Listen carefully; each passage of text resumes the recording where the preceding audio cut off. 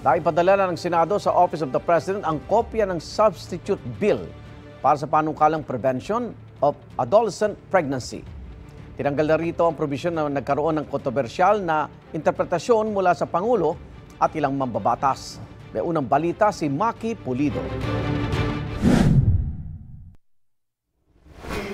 2017 pa lang, panahon ng 17th Congress, sinusubukan ng isabatas ang Anti-Teen Pregnancy Bill. Pumasa na ito sa Kamara nitong 19th Congress. Pero sa Senado, hindi pa umuusad ang interpellation sa plenaryo mula noong August 2024. Nauna nang sinabi ni Pangulong Bongbong Marcos, i-veto niya ang Senate Bill 1979 o Prevention of Adolescent Pregnancy Act of 2023 sakaling hindi amyendahan ang isang probisyon na kanyang ikinababahala. Sa original version nito, walang binabanggit tungkol sa masturbation o sexual feelings ng mga bata.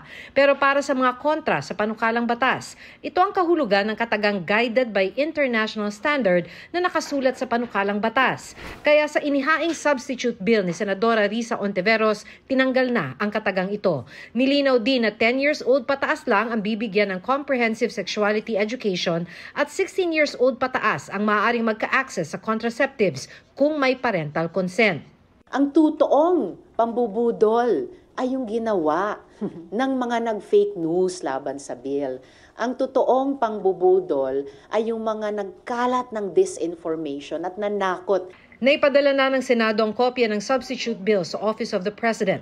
Ayon sa Pangulo, kailangan niya muna itong basahin. Si Ontiveros naniniwalang dapat manatili sa plenaryo ang pagtalakay sa substitute bill, kahit pa 7 senador ang nag-atras ng kanilang mga pirma sa committee report. Ang committee report ay na report out na nga po sa plenary, na sponsor na po ito at inintay na lamang na ma-interpellate at ma-propose ng mga amendments. 5 session na lang ang natitira bago mag-recess ang Senado. Kaya nanghihinayang ang grupong Philippine Legislators Committee on Population and Development kung hindi ito maisasa batas bago matapos ang 19th Congress. Back to scratch na naman ang panukalang batas. Kung meron naman palang mga ganong agam-agam yung mga senators, why didn't they ask it since August na nakasalang ito?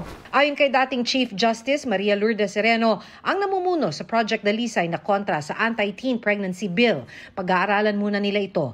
Natanggal man daw kasi ang katagang international standards sa substitute bill, meron pa rin ito sa ibang ipinapanukalang batas. Ito ang unang balita, Maki Pulido para sa GMA Integrated News.